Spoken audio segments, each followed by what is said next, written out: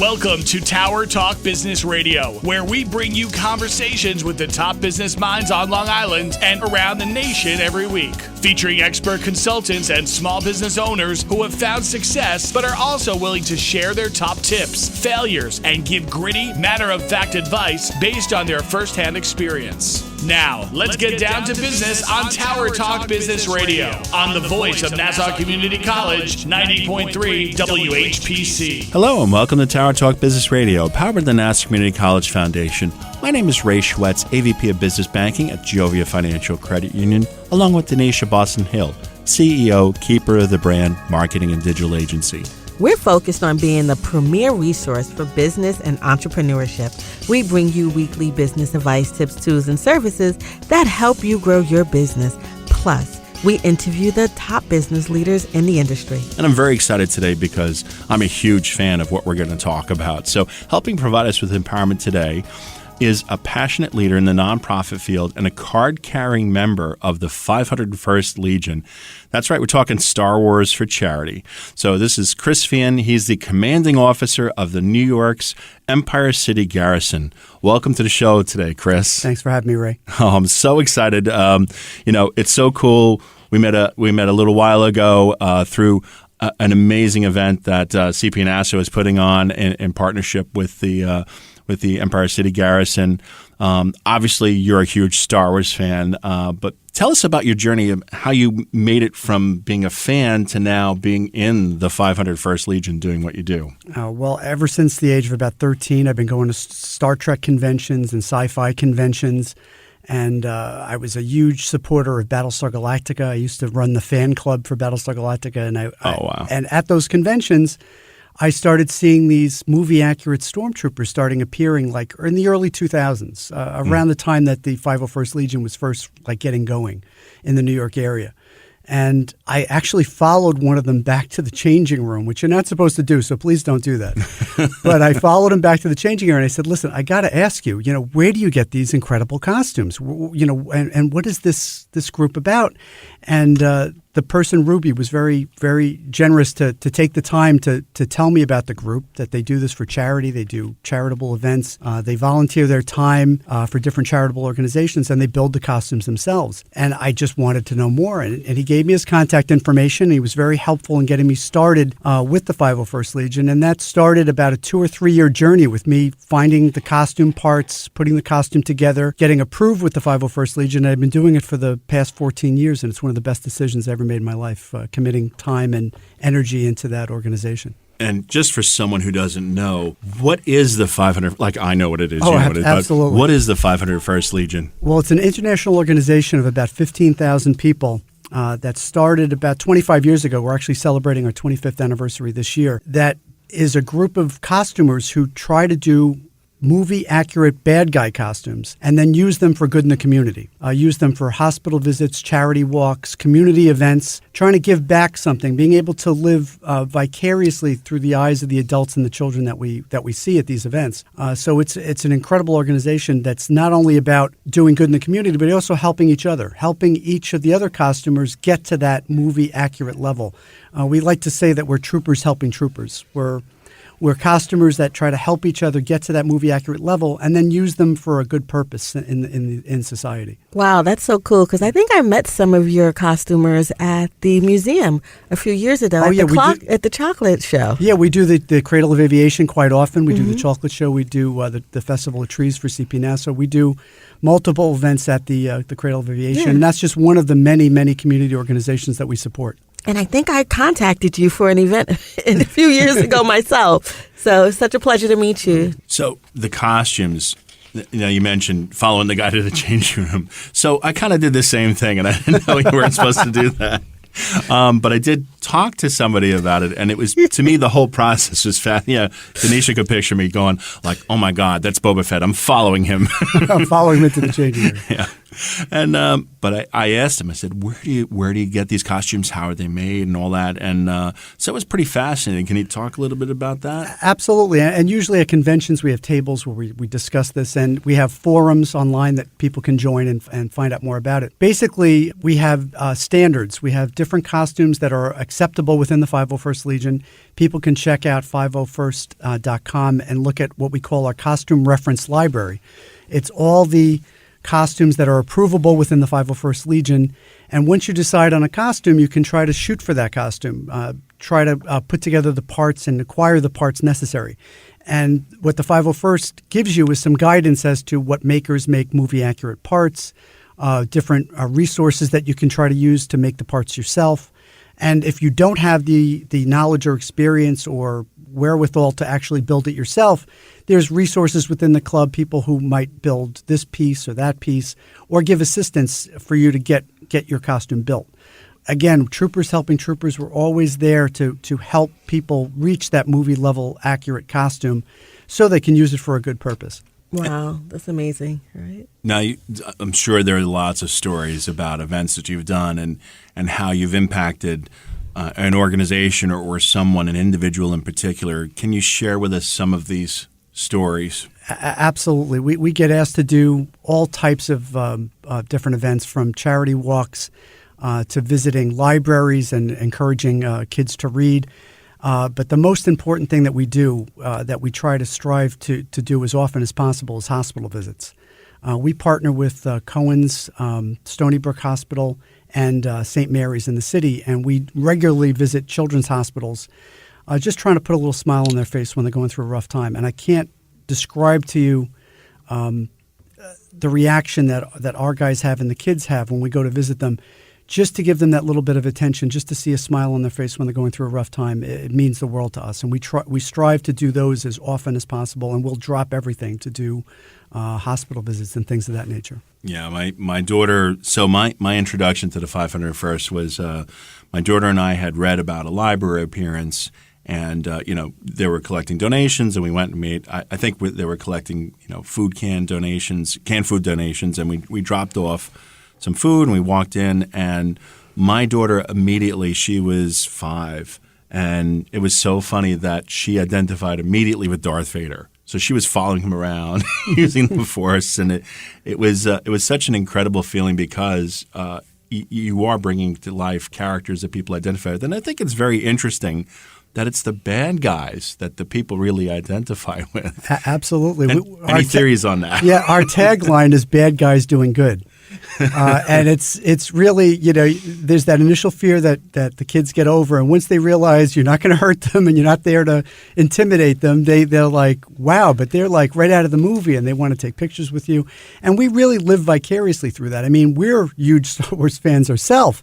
If we had a scene, Darth Vader or stormtroopers back when Star Wars came out, we would have lost our minds. So we know the feeling. We know that innate feeling that when you see a character like that come off the screen and be there in person, it's a whole other level. It's like the characters you see in the Disney parks, or the characters that you go see that are really representing those characters you love and you adore from those movies. You get very excited, and we live vicariously through those experiences, and giving that experience to children and adults who come to see us at different events means the world to us. And I feel like each subsequent event, Donyshia, so I went to an event recently, the mini-con for CP Nassau, and that was something that you really need to do every year because it was just incredible. I mean, the kids were in a Jedi training academy. The Mandalorian showed up, and he didn't just show up like walking around. Well, he was walking around, but then he went outside and got on his bike. Yeah. And this was not just a prop. Wow. He rode it around. This was a motorcycle / so people do really get into it beyond even the character, beyond the characters like the makeup or the costumes. They expand the persona. It's an experience. Well, wow. In that particular case, that person's name is Angel. He's actually not in the 501st. He's planning to join the 501st, but he was a super fan that was a friend of the Legion. We invited him to come, and he came The people doing the Jedi training were the Saber Guild, who we do partner with and we're friendly with. There's other Star Wars groups like the Saber Guild. There's also the Rebel Legion that do Rebel costumes. A lot of us are dual members, some of the 501st members. When we want to do good guy costumes, that's part of the Rebel Legion, which has a very similar structure to the 501st Legion. They have all the good guy costume standards, and you try to join them to do events as a good guy character from Star Wars. But we took it to another level with that minicon. We had some folks in the group, one person in particular, a person named Justin, who was a newer member to the group, who was very enthusiastic, very good at construction, and suggested that we build a life-size trash compactor set. And we thought he was nuts, But Wow. We raised some funds internally to pay for the materials. Some of the guys met with him over his house over the weekends and started construction of this monstrosity. And it came out amazing. It looks exactly like the trash compactor from the movie. It was a great thing for photo ops. It was a great thing to get people excited at that little con, and we debuted it there. And we hope to use it at this year's New York Comic Con. We've been invited back there this year, and we're hoping to use it there to raise some funds for the Make-A-Wish Foundation. Yeah, and if you want to see what that looks like, just go to my Facebook page because we took a ton of photos there. It was very impressive display. Can you talk to us a little bit about you said trooper training. What does that look like, and how does someone make that ask for you guys to come out? You mean to come out to one of the events? Well, for the trooper training in particular. Well, there's really no training involved, but we have people that do need, assistance learning how to put on the costume. Okay. Learning how to act, that we have a set of standards and rules that we have to follow about our demeanor while we're trooping, no cussing, no doing anything inappropriate. We have a very good relationship with Lucas and Disney, and we have to try to maintain that persona, that appearance. We try to stay in character. We try to make sure that we're doing things appropriately. And we try to, instill that into the members so that they're sure they know how to act while they're what we call trooping. And sometimes they need assistance. We have helpers, sometimes we call squires, who will help people get dressed and help them get in and out of their costumes. Because some of the costumes are so complicated, they actually need some assistance. Like a Darth Vader, for instance, needs some help putting on their helmet, putting on their shoulder bells. They can't put them on by themselves. They need somebody to assist them putting those on. So again, it's troopers helping troopers. We all help each other get ready, get out there for the show, and put on a good performance for whatever organization we're supporting. You are listening to Tower Talk Business Radio on the voice of Nassau Community College, 90.3 WHPC. I'm Ray Schwetz, along with Donyshia Boston-Hill, and our guest today is Chris Feehan, Commanding Officer of the New York's Empire City Garrison. So how does someone become a member of the Legion? I'm assuming it's not like the Empire where they actually go out and do recruitment or clone people. Well, there's got to be a process. We do some recruitment at conventions and things. We have tables to answer questions and try to get people excited about what we're doing and tell them all the good work that we're doing. And when people are serious about it, they can join our forums at 501ecg.com. There's information about how to join up and how to get more information. And once they start those conversations online and start, asking questions about how do I do this, how do I do that, we'll direct them to, different suppliers, different makers, different places where they can acquire those parts for whatever costume they're trying to shoot for. They can also check out 501st.com, where you can find out the costuming standards and what characters are approvable, so you can start working towards that goal. So again, it's all about helping costumers get to that level, and we strive to get to a absolute movie accurate level. If you've seen some of the costumes, they really look like they've come right off the screen, and that's what we strive for, and that's what we're here to help people attain that level. Yeah, and it's something where, the pieces, I saw a stormtrooper putting on his pieces, and it's literally these individual pieces that, first you had the black bodysuit, then you had the things that snap on, and It's 36 process. individual plastic parts that are all strapped together, and you have to come up with that strapping and snaps and Velcro, and all that has to be fitted to your body. So not only does it look accurate, but it looks accurate on you. So there is some fitting involved and some trial and error, and then we're here to help people through that process. Right. So, ladies and gentlemen, you can't see the costumes, but it's not the fake Times Square costumes that you see running around. This seems really authentic. And they're custom made to that person, to their body type, to their height, to their weight. It fits them like a glove, like it's supposed to in the movie. So we strive to go for that accuracy and to make it comfortable for the person to wear for, sometimes hours on end. Yeah, I think we talked about recruiting or volunteering, but I think you have someone sitting right next to you that may be raising his hand, although he's not. Whenever you're ready. He's ready to join. He's ready to join. And hopefully my wife is not listening. Oh, no. What is he getting involved with? The next question that I know you're probably afraid to ask, Ray, is the cost. And the cost can be quite extensive.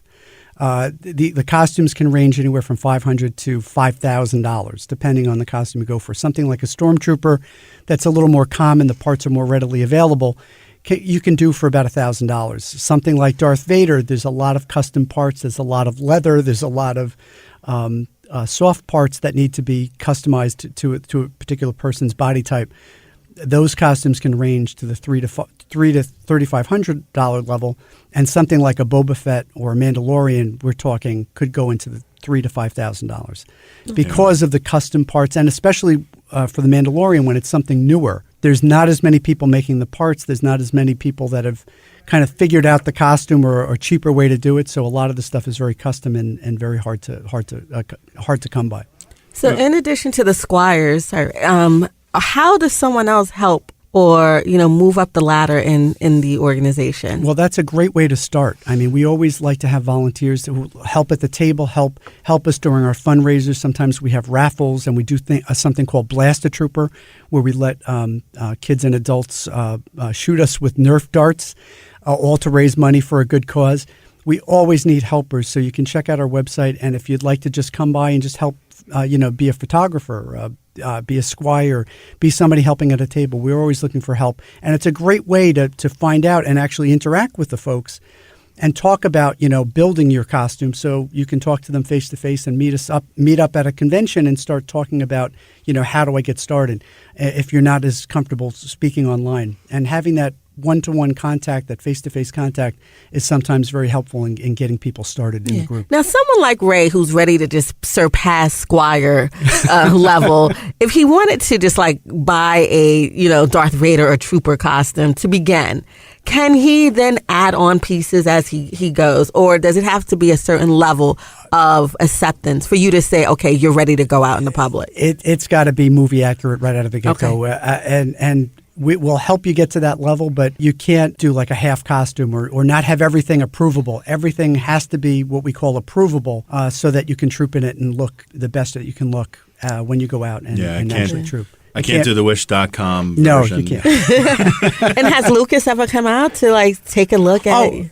Well, speaking about Lucas and Disney, we have an incredible relationship with them since we don't charge for our appearances and we have very tight standards about our demeanor and how we act. They have a very good relationship with us and allow us to operate and allow us to do this.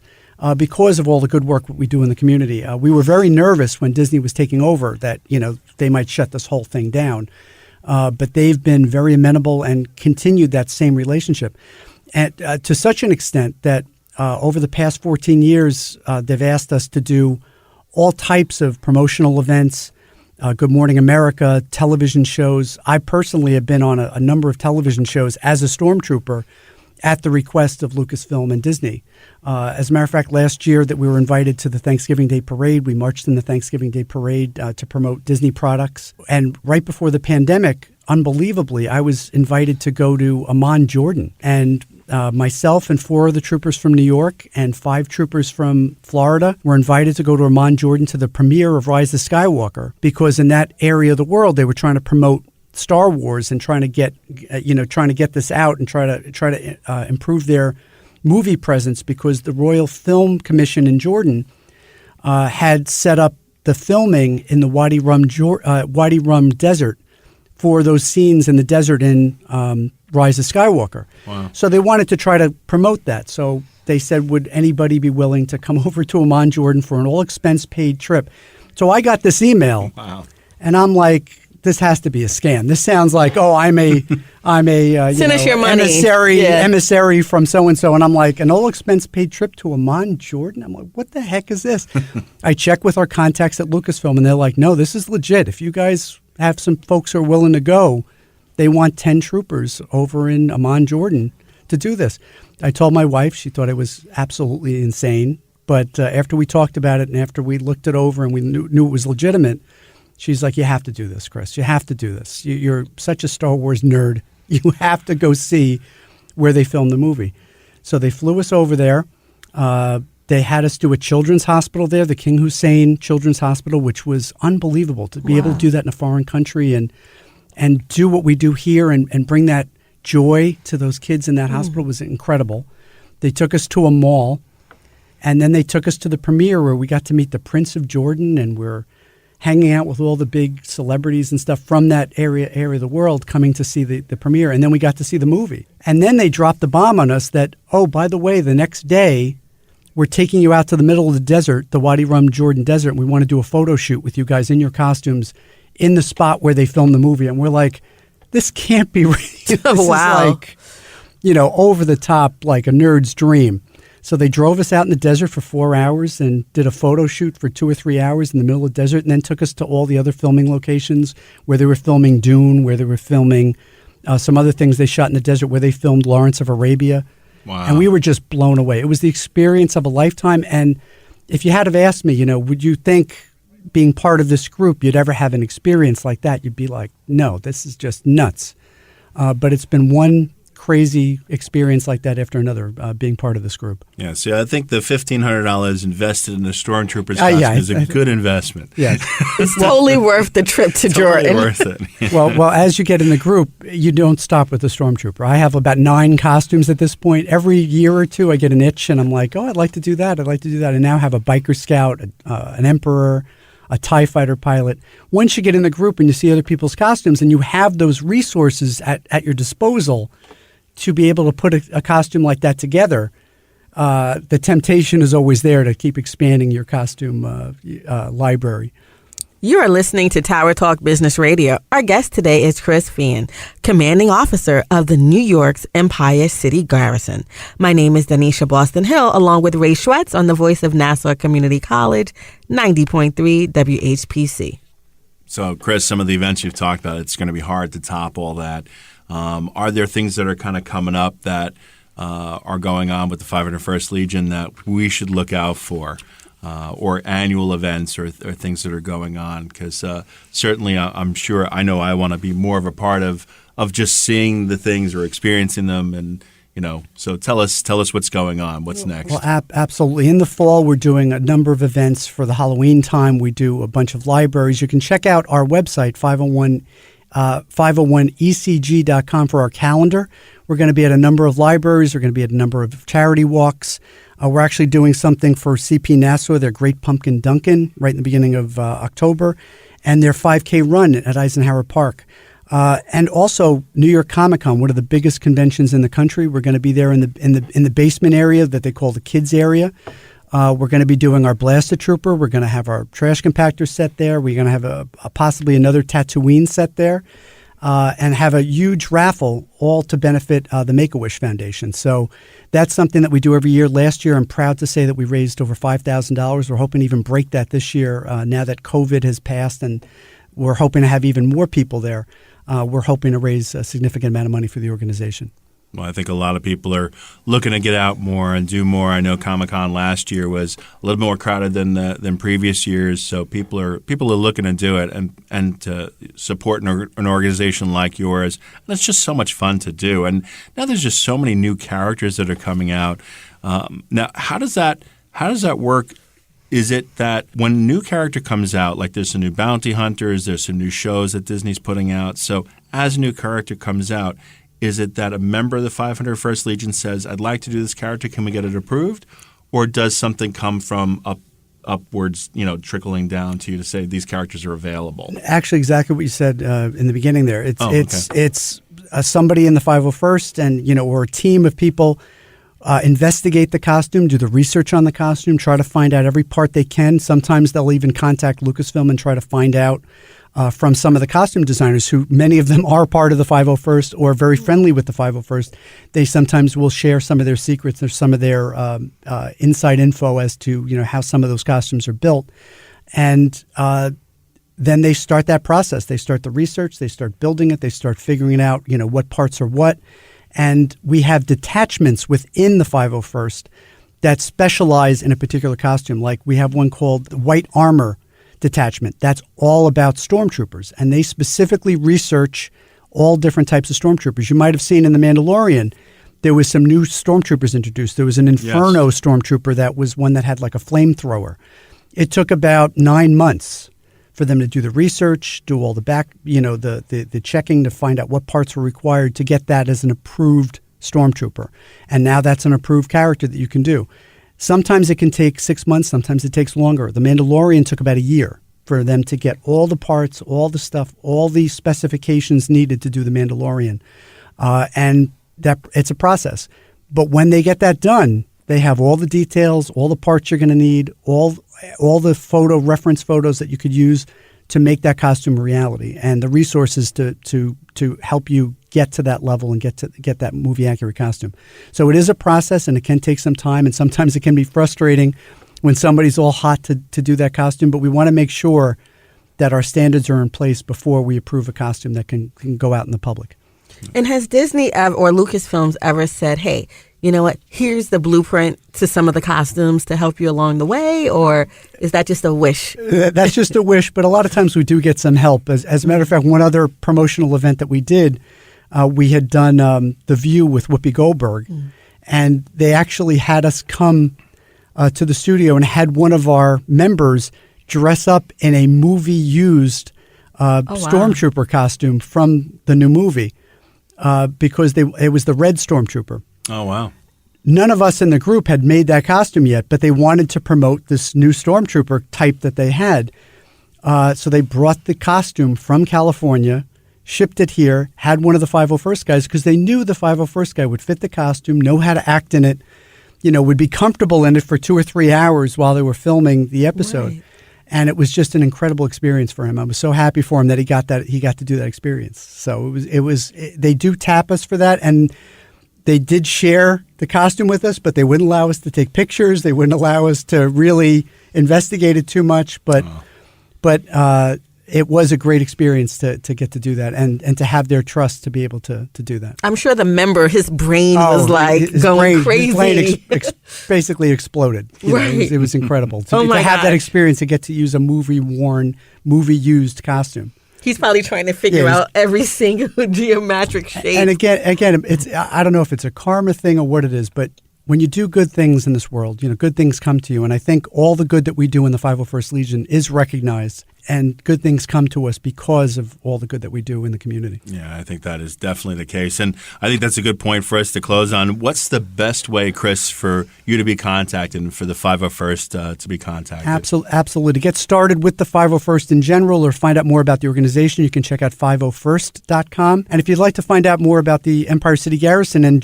join, or just find out what we're up to in the New York area, you can check out 501ecg.com. You could also look us up on Facebook. We're Empire City Garrison on Facebook. And always, you can contact me personally. My name is Chris Feehan. You can reach me at CureMode, CUREMODE at CureMode.com. I'm always available to help and get anybody started in this group and start your journey with the 501st Legion. Chris, thank you so much for joining us today. Thanks for having me. I'd like to leave you with DB's philosophy. Do or do not. There is no try. Yoda.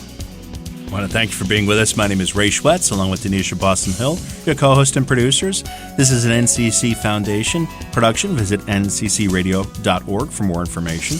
We're available on Odyssey, TuneIn, iHeartRadio, and as a podcast on iTunes, Android Podcasts, and Spreaker. This has been Tower Talk Business Radio, powered by the Nassau Community College Foundation on the voice of Nassau Community College, 90.3 WHPC.